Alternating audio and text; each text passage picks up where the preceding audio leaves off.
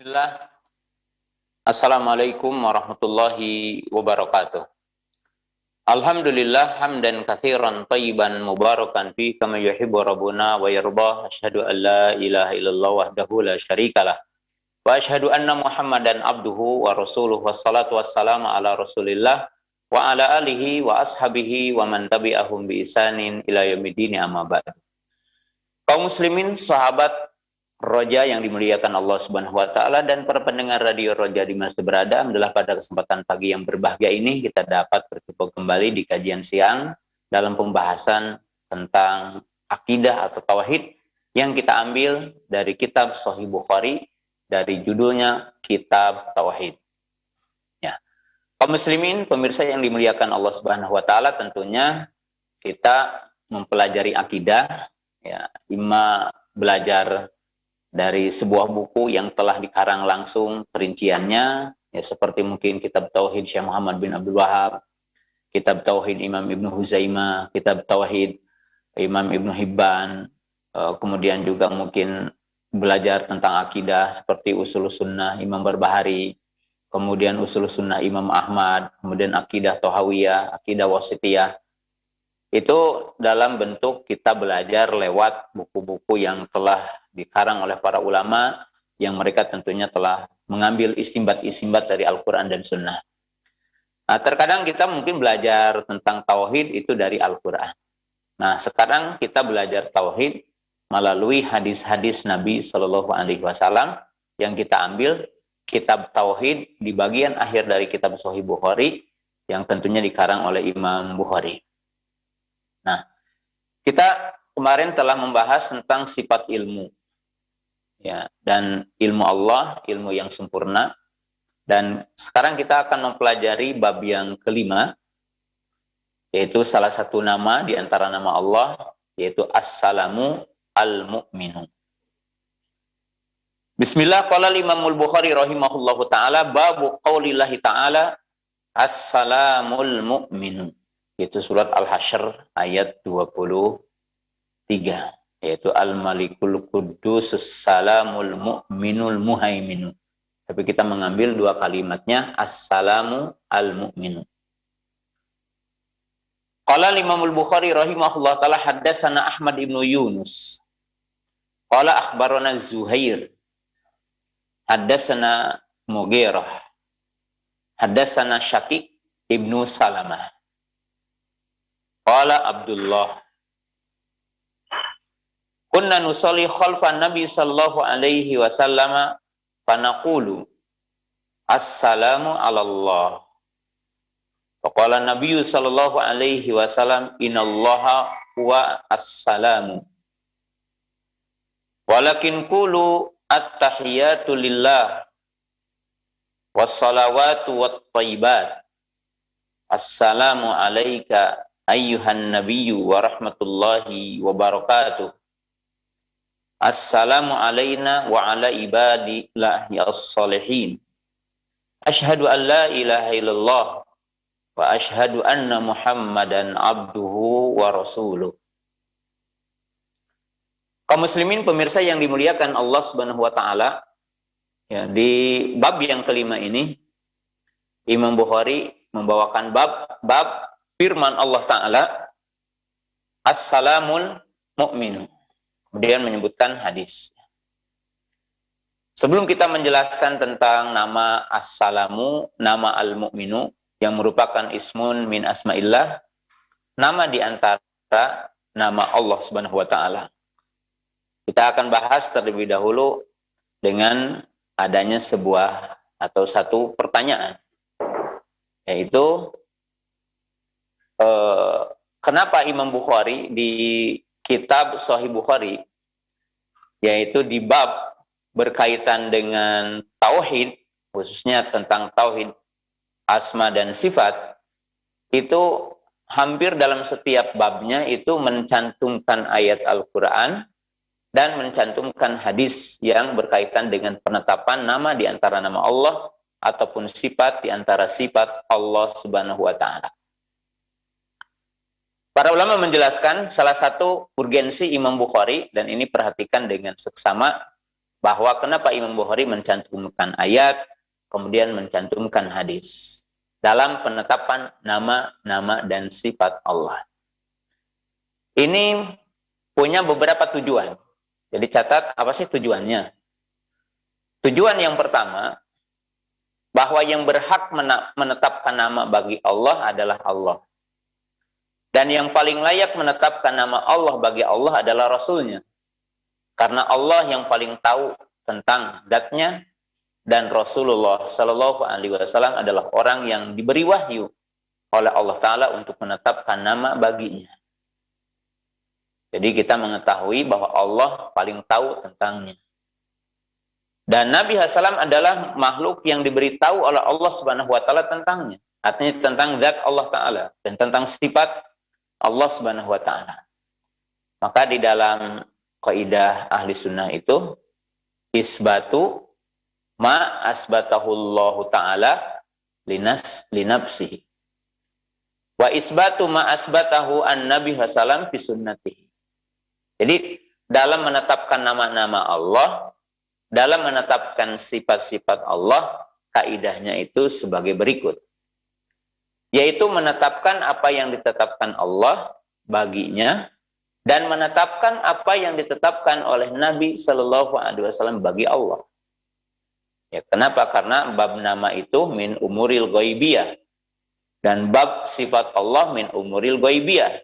Karena bab yang berkaitan dengan nama-nama Allah, berkaitan dengan sifat-sifat Allah, itu adalah perkara yang dinamakan dengan perkara gaib. Dalam arti, kita tidak menetapkan bahwa itu nama ataupun sifat bagi Allah dengan thariqatul aqlil mujarrad, yaitu tidak dengan akal semata. Akan tetapi kita akan mengetahui apa yang ditetapkan Allah baginya dan apa yang ditetapkan oleh Rasul bagi Allah Ta'ala, itu tentunya tidak akan bertentangan dengan akal. Tidak akan bertentangan dengan akal, dan itu kaidah yang sangat agung, ya, yang ditempuh oleh akidah ahli sunnah wal jamaah. Nah, maka Imam Bukhari itu senantiasa ketika menetapkan nama, ya ini dalil Qur'annya, gitu kan, atau menetapkan nama dengan menyebutkan di situ kemudian setelahnya apa? Dalil sunnah. Dalil sunnah. Itu yang pertama. Jadi itu pelajaran yang pertama dari semua judul-judul yang dibawakan oleh mu'allif rahimahullah ta'ala. Yang kedua, di mana orang-orang ahlul bid'ah dari kalangan ahlul kalam, mereka menempuh jalan, terutama di sini adalah thariqah orang-orang Mu'tazilah, bahwasanya mereka mengatakan khobarul ahad la yu'khad fi isbatil aqidah. Jadi mereka mengatakan bahwa khobar ahad ataupun yang dinamakan dengan hadis ahad itu tidak dipakai dalam menetapkan akidah. Dalam menetapkan akidah. Nah, maka Imam Bukhari di sini ingin membantah kepada orang-orang yang menyimpang tentang hal itu. Jadi menyimpang tentang hal itu. Bagaimana bantahan beliau terhadap orang-orang yang mengingkari sebagian nama ataupun sebagian sifat Allah dengan alasan umpamanya mengatakan mereka bahwa dalilnya bukan hadis mutawatir atau dalilnya adalah khobar ahad. Khobar ahad.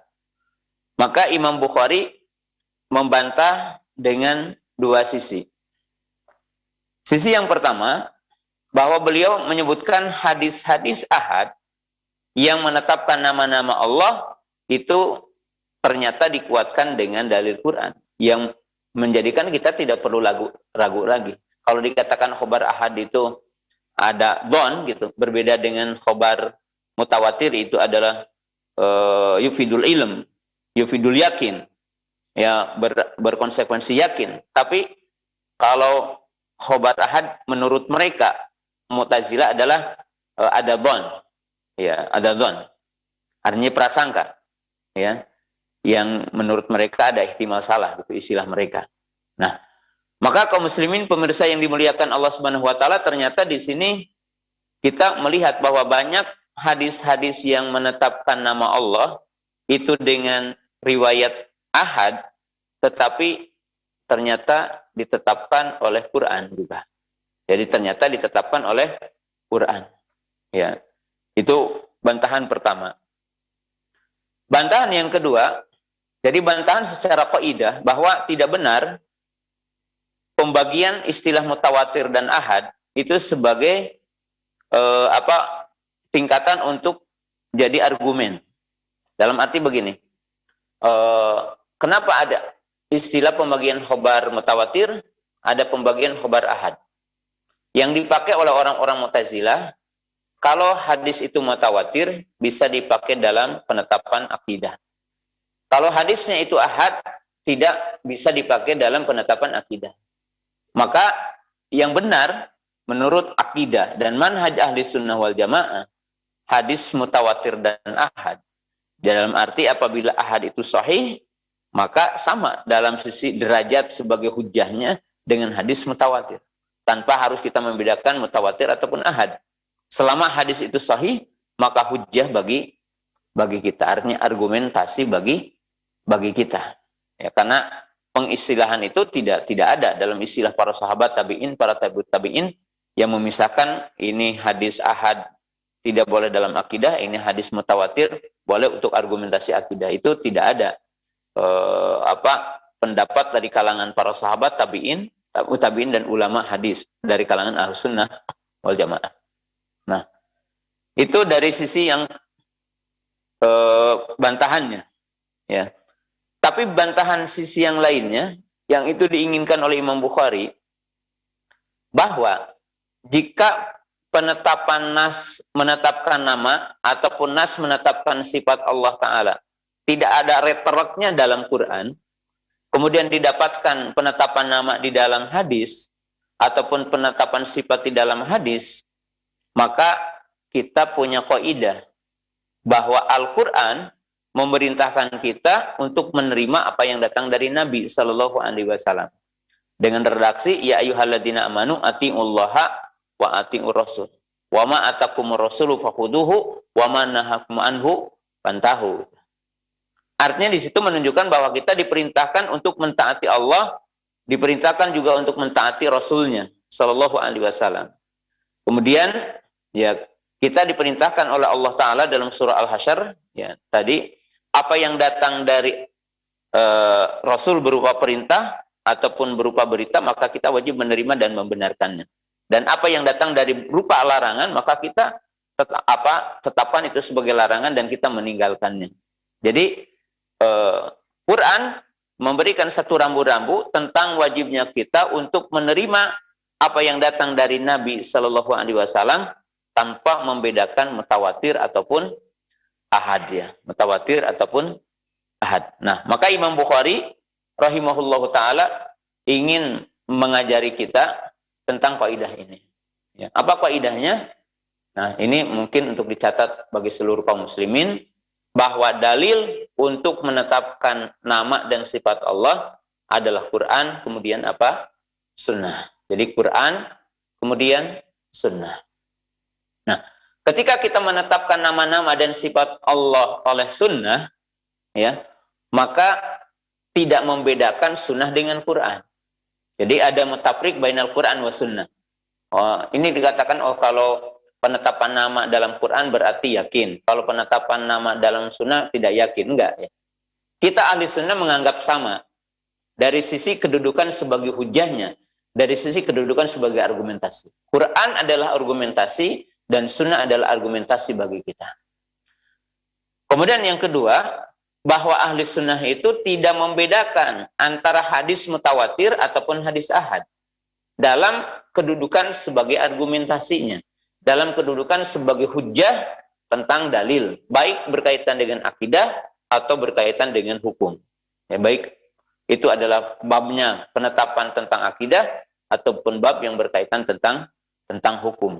Ya, seperti ya kita mengetahui hadis-hadis Jibril alaihi salam yang mengatakan tentang definisi Islam, yang menetapkan tentang definisi iman dan menjabarkan tentang iman dengan rukun iman yang 6, kemudian makna ihsan, kemudian ciri-ciri hari kiamat. Nah, itu kan hadis Umar radhiyallahu taala anhu, hadis Umar radhiyallahu taala anhu, dan hadis ini juga bukan mutawatir. Hadis ini juga bukan mutawatir. Nah, maka ahli sunnah mengajari ataupun menjadi kaidah yang sangat agung tanpa memisahkan antara hadis mutawatir dengan hadis ahad dalam penetapan tentang nama-nama dan sifat Allah Subhanahu wa taala. Ya, itu jadi adalah kaidah yang sangat agung yang wajib dipahami oleh setiap mukmin, jadi oleh setiap muslim. Nah, kemudian di bab ini kita mengetahui di ayat ini bahwa surah Al-Hasyr ayat 23 itu Assalamu al-mu'minu. Assalamu ismun min asma'illah. Al-mu'minu ismun min asma'illah. Berarti di sini adalah ismani min asma'illah. Dua nama di antara nama-nama Allah, yaitu Assalamu kemudian al-mu'min. Nanti maknanya apa kita akan jelaskan. Nah, kemudian Imam Bukhari mencantumkan hadis yang menunjukkan bahwa nama As-Salam itu selain ditetapkan oleh Quran, juga ditetapkan oleh sunnah. Ya, karena tentunya masalah hukum dan masalah akidah, ima dalilnya Quran saja, ima dalilnya sunnah saja, atau dalilnya Quran dan sunnah. Jadi kalau kita melihat kerangka dalil dalam hukum Islam, dalam dinul Islam, ima kita mendapatkan dalil lettereknya ada dalam Quran, ima kita mendapatkan dalil lettereknya ada dalam sunnah, atau kedua-duanya ada, yaitu Qurannya ada, hadisnya ada. Maka ini dinamakan mimbabit tawarudil adillah, menunjukkan dalilnya banyak. Bahkan kita suka mengatakan dalilnya Quran, sunnah, ijma, kemudian al-aqlu sahih. Al-aqlu sahih, yaitu akal yang sehatnya. Jadi ini adalah termasuk bagian yang sangat penting untuk kita paham ya, cara kita berdalil. Jadi cara kita berdalil itu sangat jelas. Quran, sunnah, ijma, itu kan? Quran, sunnah, ijma. Kemudian al-qiyasu sahih, itu kan? Al-qiyasu sahih, yaitu kias yang sahih. Nah, maka Imam Bukhari membawakan dalil di sini hadis yang di situ tentunya hadis itu berawal dari seseorang yang mengucapkan kalimat yang keliru. Jadi ada seseorang yang mengucapkan kalimat yang keliru. Ya. Ini dikatakan kunna nusalli khalfan Nabi sallallahu alaihi wasallam. Kami sholat di belakang baginda Rasulullah. Ya. Kemudian ada orang mengatakan Assalamu alallah. Assalamu alallah. Ya, kalau kita mengatakan kesejahteraan, ya. Assalamu itu diartikan kesejahteraan. Kesejahteraan bagi Allah. Artinya di sini kesejahteraan bagi Allah. Itu kalimat yang keliru, salah. Faqala Nabi sallallahu alaihi wasallam. Maka Nabi SAW bersabda, Innallaha huwassalam. Sesungguhnya Allah dialah as-salam. As-salam itu tentunya adalah zat yang selamat dari semua kekurangan. Min aib wa naqas. Dari sifat aib dan sifat kurang. Nanti akan dijelaskan insyaallah. Walakin qulu, tapi ucapanlah at-tahiyatu lillah wassalawatu wattayyibat. Nah, terkadang dalam riwayat lain lilahnya diakhirkan, yaitu apa? At-tahiyya wassalawatu wattayyibatu lillah. Ya, ada dua riwayat dan kedua-duanya sahih. Maka dikatakan qulu at-tahiyatu lillah wassalawatu wattayyibat. Assalamu alayka ayyuhan nabiyyu wa rahmatullahi wa barakatuh.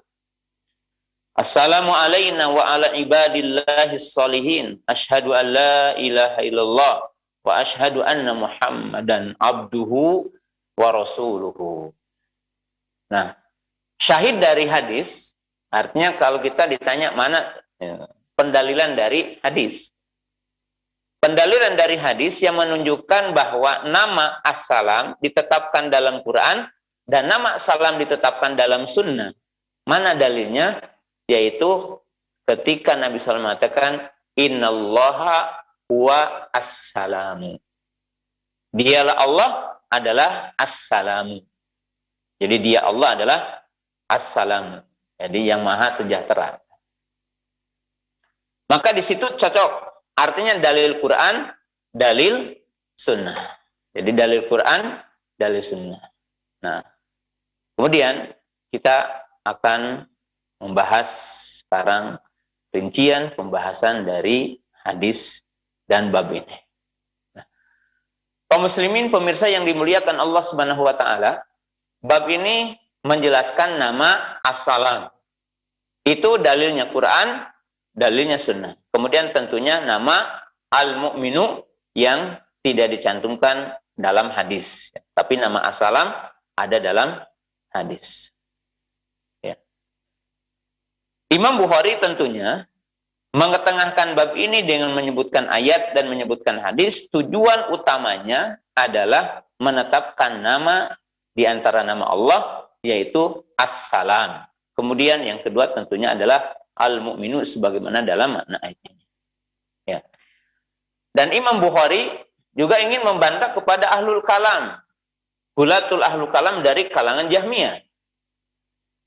Yaitu di mana orang-orang Jahmiyah itu tidak menetapkan nama bagi Allah.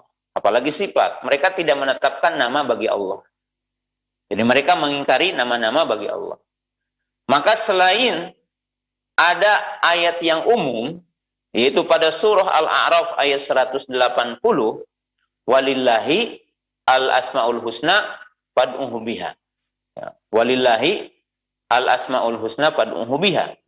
Atau ayat yang berbunyi qulid'ullaha awid'ur rahman ayyama tad'una falahul al-asma'u al-husna. Nah, maka selain Allah mengatakan bagi Allah ada nama-nama yang baik. Jadi bagi Allah ada nama yang baik. Nah, ketika Allah mengatakan bagiku, kata Allah, kalau dikatakan seperti itu, ada nama-nama yang baik. Nah, lalu nama yang baik itu mana? Ya. Atau gimana kita menyeru Allah dengan nama yang baik itu? Maka Allah Subhanahu wa taala menyebutkan dalam Quran secara terperinci nama-namanya. Dan Nabi SAW menyebutkan dalam sunnahnya secara terperinci. Ya, seperti Nabi SAW menyebutkan hadis umum. Hadis umum seperti apa? Baginda Nabi SAW mengatakan, innalillahi tis'atan wa tis'ina isman. Man aksaha dakhala jannah. Jadi Nabi SAW mengatakan, bagi Allah ada nama yang baik, maka barang siapa yang aksaha dakhala jannah. Nah, tapi kan bagaimana nama-nama yang baik itu? Mana nama-nama yang baik itu? Maka Imam Bukhari pun menyebutkan, nih contoh nama-nama Allah. Nih dalil nama-nama Allah. Salah satunya menyebutkan as-salamu al-mu'minu. Ini ayatnya, ini hadisnya. Nah, ini ayatnya, ini hadisnya. Jadi itu yang paling pokok. Jadi Imam Bukhari mengisyaratkan bahwa nama salam sabitun bil Quran wa sabitun bis sunnah. Jadi gampangnya nama salam itu tetap dalam Quran dan tetap di dalam sunnah. Nah, kemudian sekarang tentang kalimat as-salam. As-salamu. Nah, as-salamu itu digunakan dalam kalimat syariah. Jadi digunakan dalam kalimat syariah itu terkadang digunakan sebagai tahiyat. Jadi sebagai tahiyat. Tahiyat itu ucapan kita dengan seseorang, yaitu ucapan dalam bentuk takzim, pengagungan. Kita mengatakan assalamualaikum. Maka ini tahiyat. tahiyatul mukminin, tahiyatul ahlul jannah. Yang menjadi tahiyat orang-orang mukmin dan tahiyat penghuni surga. Ya, tahiyat orang-orang mukmin dan tahiyat penghuni surga. Ya. Bahkan kita mengetahui bahwa Nabi Shallallahu Alaihi Wasallam, ya, assalamu itu kan nama di antara nama Allah. Fafsus salam bainakum, maka sebarkan keselamatan di antara kalian. Bahkan dikatakan apa sih yang akan menyebabkan orang itu masuk surga? Maka dikatakan absus salam, wasallu binai wan nasu niam. Jadi sebarkan salam dan sholatlah di waktu malam ketika orang-orang sedang tidur. Jadi terkadang kalimat salam itu digunakan sebagai bentuk apa? Tahiyat. Jadi ketika orang mengatakan at-tahiyat, at-tahiyat. Ya. Kemudian yang kedua, kalimat assalamu, ya, assalamu itu bimana tolabu salamah, yaitu orang meminta keselamatan. Jadi orang meminta keselamatan. Ya, seperti kita mengatakan assalamu alaika ayuhan nabiyyu. Jadi ini bukan mengatakan tahiyat, bukan mengatakan kita assalamu alaikum. Ya. Tapi yang dimaksud di sini adalah tolabus salamah, yaitu minta keselamatan, minta kesejahteraan. Jadi minta kesejahteraan, meminta keselamatan. Nah, kemudian yang ketiga, dan ini tentunya yang dimaksud oleh Imam Bukhari di sini, bahwa assalamu dimaksudkan adalah ismun min asma'illah.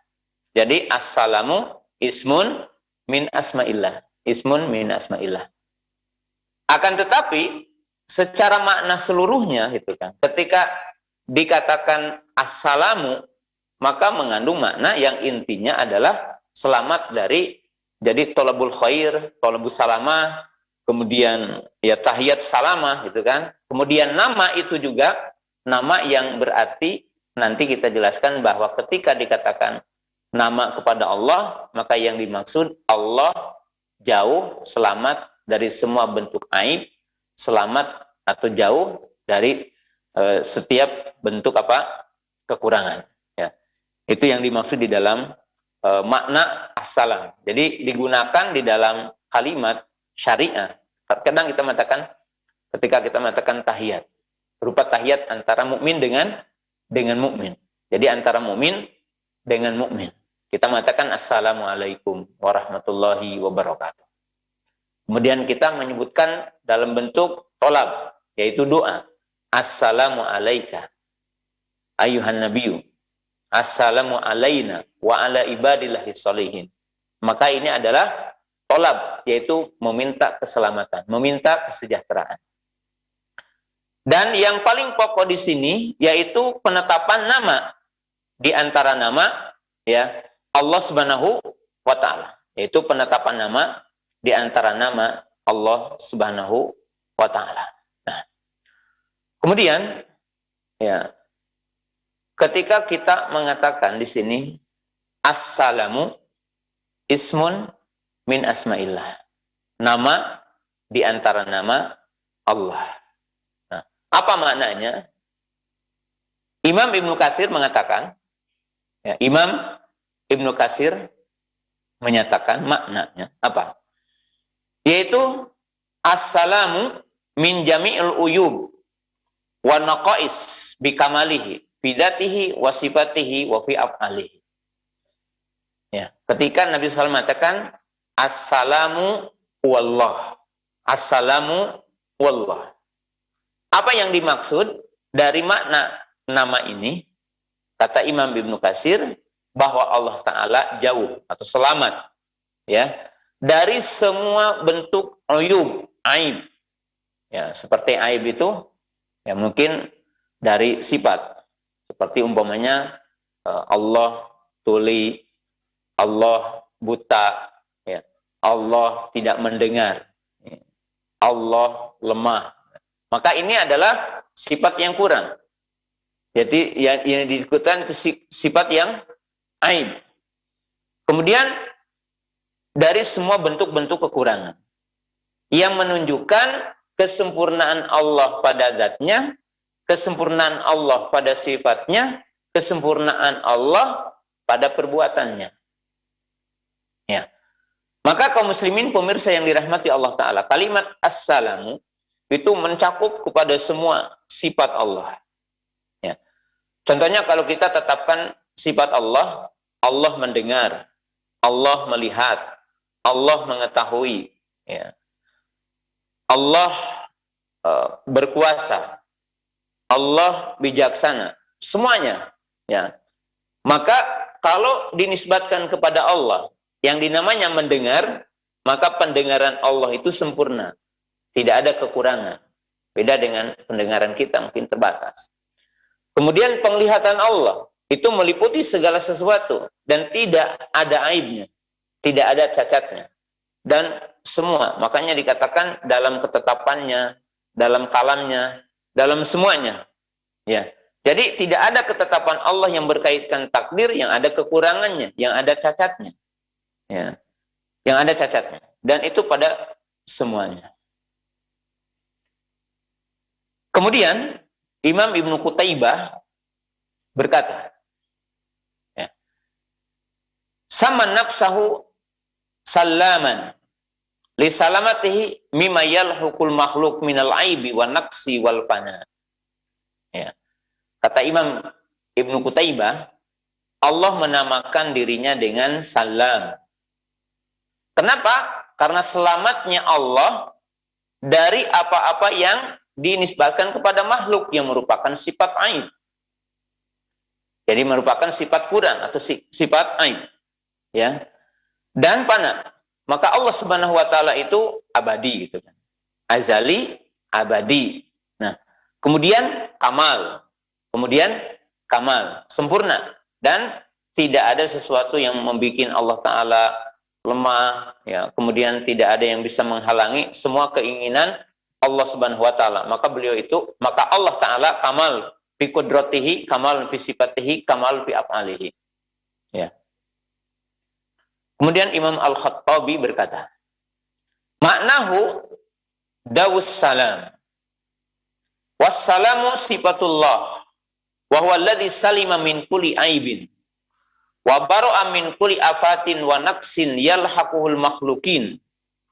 Wa qad qila walladhi salamal khalqa min dhulmihi. Ya. Imam Khattabi berkata, maknanya adalah As-salam, sifat di antara sifat Allah. Dialah Allah Ta'ala yang selamat dari semua bentuk aib. Dan selamat dari setiap afat dan kekurangan. Afat ini kena penyakit. Ya, umpamanya, ya, kalau orang telinga kurang pendengaran, penglihatan kurang penglihatan, kalau ilmu kurang ilmu. Nah, Allah Subhanahu wa Ta'ala tidak memiliki bentuk afat, tidak memiliki bentuk kekurangan, tidak memiliki bentuk sifat yang aib, tetapi Allah adalah sempurna. Jadi Allah Subhanahu wa taala adalah sempurna, ya. Yaitu berbeda dengan sifat makhluknya. Jadi berbeda dengan sifat makhluknya. Nah, oleh sebab itu kaum muslimin, pemirsa yang dimuliakan Allah Subhanahu wa taala, ya, surga dinamakan Darussalam. Kenapa surga dinamakan Darussalam? Karena surga beda dengan perkara yang ada di dunia. Ya, jadi surga berbeda dengan perkara yang ada di dunia. Ya, kenapa? Karena apa yang ada di surga itu tidak kenal dengan, ya, seperti kurangnya apa yang ada di manusia di dunia ini. Ya, sebagai contoh mungkin kita mengetahui kalau wanita yang ada di dunia secantik apapun pasti ada yang dinamakan expire-nya. Expire dari sisi kulitnya, expire dari sisi kekencangannya, expire dari sisi kecantikannya. Bahkan mungkin lama-kelamaan kulitnya berubah, yang tadinya bening kemudian nanti akan berwarna sedikit, ya, banyak apa bintik-bintiknya, kemudian dari tadi kencang kemudian mengkerut gitu kan. Ya, dari semuanya gitu kan berkurang. Tapi apa yang ada di surga itu berbeda. Ya, maka dinamakan surga itu adalah Darussalam. Jadi surga dinamakan dengan Darussalam. Kenapa? Karena memang surga itu satu tempat yang di situ abadi, ya, abadi dan selamat kan gitu. Bahkan kita mengetahui keindahan surga, keagungan surga, sehingga dikatakan semua apa yang ada di surga di dunia ini cuma nama, ya, cuma nama. Sampai Nabi SAW menjelaskan hadis bahwa Allah Subhanahu Wa Taala, ya, itu menciptakan 100 nikmat, 100 yang dinamakan dengan rahmah. Dalam hadis sebelumnya yang kita telah jelaskan, satu diturunkan di bumi dan 99-nya ditangguhkan nanti yaumal qiyamah. Ditangguhkan nanti yaumal qiyamah. Nah, kaum muslimin yang dimuliakan Allah Subhanahu wa taala, maka Allah disifati dengan As-Salam. Dinamai dengan As-Salam. Yang maknanya yaitu Allah Subhanahu wa taala itu selamat dari kekurangan dalam takdirnya, dalam ketetapannya, dan dari semua perkara. Itu yang dimaksud. Nah, kemudian yang kedua, tapi itu tidak disertakan penetapannya dalam sunnah, yaitu al-mu'min. Maka digantikan as-salamu al-mu'min. As-salamu al-mu'min. Ya. Kaum muslimin, pemirsa yang dimuliakan Allah Subhanahu wa taala,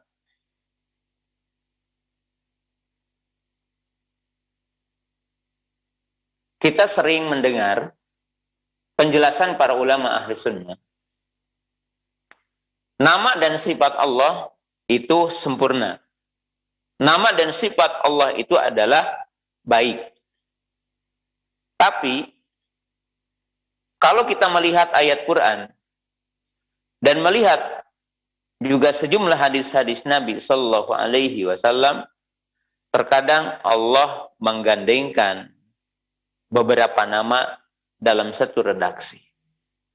Jadi beberapa nama dalam satu redaksi, seperti Ghafurun Rahim, Azizun Hakim, ya, Azizun Hakimun, Ghafurun Rahim. Kemudian Sami'un Basirun, Sami'un Basirun. Apa hikmahnya? Hikmahnya, jadi hikmah ketika Allah Subhanahu wa taala menyebutkan nama-nama Allah, terkadang menyendiri, tidak disebutkan bergandengan, terkadang disebutkan dengan bergandengan. Ketika disebutkan bergandengan, yang tentunya setiap nama mengandung sifat, maka itu akan terlihat kamal fauqa kamal. Artinya kesempurnaan di atas kesempurnaan lagi. Jadi karena dua nama ketika bergabung akan mengandung dua sifat yang bergabung, yang konsekuensinya akan menunjukkan bedanya dengan makhluk dan menunjukkan keagungan. Contohnya, Ghafurun Rahim. Allah mengampuni. Allah Maha Pengampun. Plus Maha Kasih Sayang. Di situ. Jadi bergandengan. Maha Pengampun, Maha Penyayang. Untuk menunjukkan apa? Karena mungkin kalau manusia mengampuni orang karena lemah dirinya. Kalaulah dia itu bisa membalas orang lain atas kedzalimannya atau atas kesalahannya, maka dia tidak akan memaafkan saudaranya. Dia jadi akan membalasnya. Jadi kalau dalam diri manusia, orang pemaaf belum tentu orang baik. Kenapa? Ada kemungkinan ketika orang itu memaafkan karena tidak mampu untuk membalas. Orangnya lemah. Pas yang melakukan kebolimnya orang yang punya jabatan tinggi atau orang yang punya kekuatan. Dia memberi maaf. Tapi Allah memberi maafnya itu adalah rahmah. Bukan karena Allah lemah. Maka dikatakan Ghafurun Rahim. Ya, itu contoh. Kemudian yang kedua, kita lihat juga dalam ayat yang lain, yaitu Sami'un Basir. Allah Maha mendengar dan Allah Maha melihat. Artinya Ini dua sifat. Kenapa? Terkadang manusia ada yang mendengar tapi matanya tidak melihat. Ada yang melihat tetapi telinga tidak mendengar. Artinya terkadang mendengar, terkadang tapi tidak melihat. Terkadang melihat tidak mendengar. Tapi Allah Ta'ala digabungkan dua nama dan dua sifat. Yang itu tetap bagi Allah Ta'ala.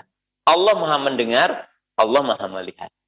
Nah, kemudian di sini digandengkan As-salamu al-mu'minu. Yaitu Allah Subhanahu wa Ta'ala, ya. Artinya di sini apa? Maha sejahtera. Ya, yang diartikan tadi Allah Ta'ala selamat dari semua bentuk yang aib dan yang kurang. Kemudian apa al-mu'minu? Al-mu'minu, ya, di mana maknanya itu dari kalimat iman atau dari kalimat aman. Jadi kalimat iman atau dari makna kalimat aman. Nah, maka para ulama menjelaskan tentang sifat atau nama di sini al-mu'minu, apa makna al-mu'minu. Jadi apa makna dari al-mu'minu.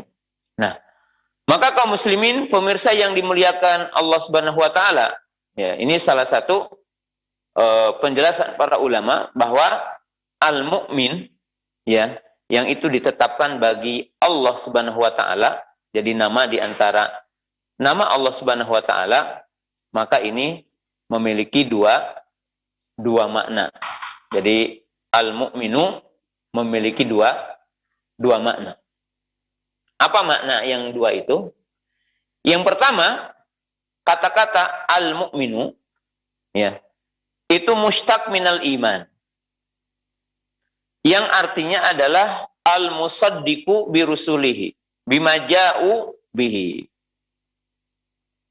Yaitu yang maknanya Allah Ta'ala membenarkan. Dan Allah menjadi saksi atas kebenaran Rasulnya tentang apa yang mereka bawa. Dan ini jelas seperti dicantumkan dalam ayat Quran.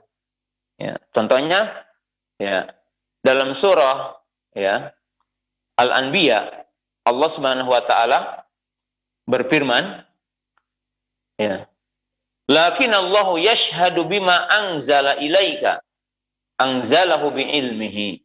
Jadi anzalahu bi ilmihi. Nah, jadi di sini menunjukkan bahwa Allah Ta'ala, ya, artinya di sini membenarkan atas apa yang Allah turunkan kepada Rasulnya. Ya. Kemudian Allah Ta'ala berfirman, ya, dalam ayat yang lain, ya ahlal kitabi qad ja'akum rasuluna yubayyinu lakum katsiran mimma kuntum tukhfuna minal kitab. Jadi di sini menunjukkan bahwa Allah Ta'ala membenarkan kepada Nabi atas kenabiannya, kepada Rasul atas kerasulannya. Nah, sedangkan makna yang kedua dari makna mukmin, ayu aminu may yastahiqul aman. Yaitu maknanya bahwa Allah zat yang memberi pengamanan, zat yang memberi keamanan kepada siapa saja yang berhak untuk mendapatkan itu. Jadi kepada siapa yang berhak untuk mendapatkan itu semua. Hal itu sebagaimana dijelaskan dalam ayat Al-Quran, alladzina amanu walam yalbisu imanahum bidzulmin ulaika humul amnu wa hum muhtadun. Ya, jadi Allah Ta'ala berfirman, ya, orang-orang yang beriman dan tidak mencampur adukan keimanan dengan kedzaliman, yaitu dengan kesyirikan, maka bagi mereka adalah kedamaian, ketentraman, keamanan, dan bagi mereka adalah petunjuk. Ya. Nah, ini maknanya. Makna. Nah, kemudian yang selanjutnya adalah makna hadis. Makna hadis. Nah, di dalam hadis ini kita ketahui bahwa ada kisah seseorang yang di dalam sholat terdengar mengatakan assalamu alallah. Assalamu alallah. Maka orang ini ditegur dan dibetulkan. Dibetulkan. Maka Nabi Hasan mengatakan assalamu wallah. Jadi Nabi Shallallahu Alaihi Wasallam mengatakan, Innallaha huwa as-salamu. Jadi sesungguhnya Allah itulah dia as-salam. Maka keliru kalau orang mengatakan as-salamu alallah. Kemudian Nabi SAW mengatakan, walakin kulu at-tahiyatu lillah wassalawatu wat-thayyibat. Ya, jadi di sini menunjukkan baiknya pengajaran Nabi Shallallahu Alaihi Wasallam. Yaitu apa? Ketika beliau mengatakan ini salah, maka beliau memberikan gantinya ini yang benar. Jadi syahidnya dari hadis ini kata-kata innallaha huwa as-salamu. Innallaha huwa as-salamu. Maka Nabi SAW membetulkan orang itu dengan mengatakan, katakanlah yang benar itu at-tahiyat lillah wassalawatu wat-thayyibat. Nah, maka yang dimaksud di sini at-tahiyat itu kalimat ta'zim, takrim, yaitu kalimat pengagungan kepada Allah. Maka diartikan at-tahiyat segala puji bagi Allah. Jadi segala puji bagi Allah, ya. Yang tentunya zat yang maha dipuji, zat yang berhak untuk dipuji, dan tentunya di sini lillah adalah lil milki, milik Allah. Ya seperti ucapan kita mengatakan alhamdulillah. Jadi alhamdulillah segala puji adalah bagi Allah Subhanahu wa taala. Dan at-tahiyat ini ya dimaksudkan adalah ucapan pengagungan, ucapan mengagungkan yang artinya adalah untuk membesarkan, ya. Jadi tahiyat ini lafaz yang menunjukkan kepada pengagungan, ya. Dan semua bentuk yang menunjukkan kepada pengagungan, ya, bimakna sana, bimakna hamd, pujian, ya. Kemudian wassalawat. As-salawat di sini tentunya bimakna doa. Baik di sini adalah doa ibadah atau bimakna doa bimakna lugoh, yaitu doa bimakna tolab. Doa bimakna tolab, yaitu yang dinamakan doa masalah. Wassalawatu ay bimakna ad-doa. Dan di sini tentunya zahirnya adalah maknanya bimakna lugawi, bukan bimakna syar'i. Yang dimaksud adalah salat 5 waktu. Tapi tidak mengapa mengandung makna itu juga, karena kedua-duanya adalah lillah, yaitu kedua-duanya bagi Allah Ta'ala. Wat-thayyibat. Wat-thayyibat artinya adalah semua kebaikan yang memiliki makna bahwa Allah Subhanahu wa Ta'ala disifati dengan thayyib. Thayyib dalam apa? Dalam semuanya. Thayyibun fi sifatihi, thayyibun fi af'alihi, thayyibun fi a'malihi. Bahwa Allah Subhanahu wa Ta'ala itu thayyib. Ya, mungkin kita mengatakan thayyib itu baik. Baik semuanya dalam sifatnya, baik semuanya dalam perbuatannya, ya. Jadi baik dalam semua perbuatannya, dan juga termasuk baik dalam semua ketetapan-ketetapan Allah Subhanahu wa Ta'ala. Ketetapan Allah Subhanahu wa Ta'ala. Jadi Allah Subhanahu wa Ta'ala itu berhak untuk disifati dengan sifat-sifat yang sempurna, dan wajib disifati dengan sifat-sifat yang sempurna. Kemudian Nabi SAW mengajari, yaitu apa? Assalamu alaika ayyuhan nabiyyu wa rahmatullahi wa barakatuh. Ya, kemudian di sini tentunya bimana doa. Di sini bimana doa, yang artinya kita meminta kesejahteraan bagi Nabi Shallallahu Alaihi Wasallam. Nah, berarti keselamatan itu bagi yang kurang. Kalau Allah tidak layak dikatakan selamat kepada Allah. Assalamu Allah. Kenapa? Karena Allah tidak memiliki kekurangan. Tapi ketika kepada manusia, maka itu layak. Hatta kepada Nabi kita Muhammad Shallallahu Alaihi Wasallam mengatakan Assalamu alaika ayyuhan nabiyyu wa rahmatullahi wabarakatuh. Dan tentunya ya rahmat Allah kepada Nabi SAW dan berkah. Nah, kita tidak akan menjelaskan sepanjang lebar tentang makna tahiyat dan sholawat kepada Nabi SAW, tetapi sekedar kita melihat di sini mengatakan kepada Allah, kepada Nabi, Kemudian setelah itu assalamu alaina wa ala ibadillahi sholihin. Yaitu setelah meminta keselamatan khusus bagi Nabi, maka meminta keselamatan untuk pribadi, kemudian meminta keselamatan untuk umum. Meminta keselamatan untuk umum. Nah, para ulama mengatakan di antara adab berdoa, seyogianya adab berdoa itu salah satunya adalah doa untuk pribadi dan doa untuk seluruh kaum muslimin. Jadi doa untuk seluruh kaum muslimin. Nah, kaum muslimin, pemirsa yang dimuliakan Allah Subhanahu wa taala, yang dalam kesimpulannya bab ini menetapkan nama Allah As-Salam yang ditetapkan oleh dalil Quran, yang ditetapkan oleh dalil sunnah Nabi Shallallahu Alaihi Wasallam, yang bagi kita wajib untuk menetapkannya. Wallahu taala alam. Dan kita buka pertanyaan insyaallah. Jazakumullahu khairan Ustadz wa barakallahu fikum atas penjelasan dan nasihatnya yang sangat bermanfaat.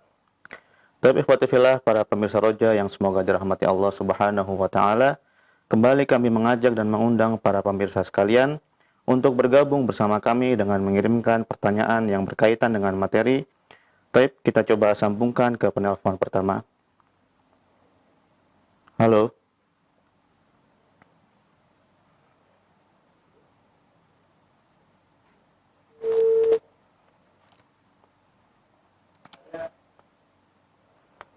Baik, sepertinya belum terhubung. Kita beralih ke pertanyaan melalui layanan pesan WhatsApp. Assalamualaikum warahmatullahi wabarakatuh Ustadz. Saya Adnan dari Tasikmalaya. Izin bertanya, tadi ada 3 makna salam. Di antaranya thalabus salam, yaitu meminta keselamatan. Dengan contoh meminta keselamatan kepada Nabi. Pertanyaannya, bagaimana memahami hal di atas dengan larangan meminta doa kepada mayit Ustadz? Syukran jazakumullahu khairan. Itu keliru ya. Assalamu ala Nabi, meminta keselamatan kepada Allah untuk Nabi gitu. Bukan meminta keselamatan kepada Nabi. Bukan assalamu ala Nabi, itu bukan meminta keselamatan kepada Nabi. Itu assalamu ala Nabi. Ya. Artinya kita meminta keselamatan kepada Allah untuk Nabi Sallallahu Alaihi Wasallam. Maka itu doa ataupun tolab. Seperti kita mengatakan juga tahiyat ini assalamu alaikum, keselamatan bagi kalian, bukan meminta doa kepada Nabi Sallallahu Alaihi Wasallam. Wallahu taala alam. Baik, syukran jazakumullah khairan Ustadz atas penjelasannya. Kita kembali sambungkan ke penelpon yang pertama. Halo.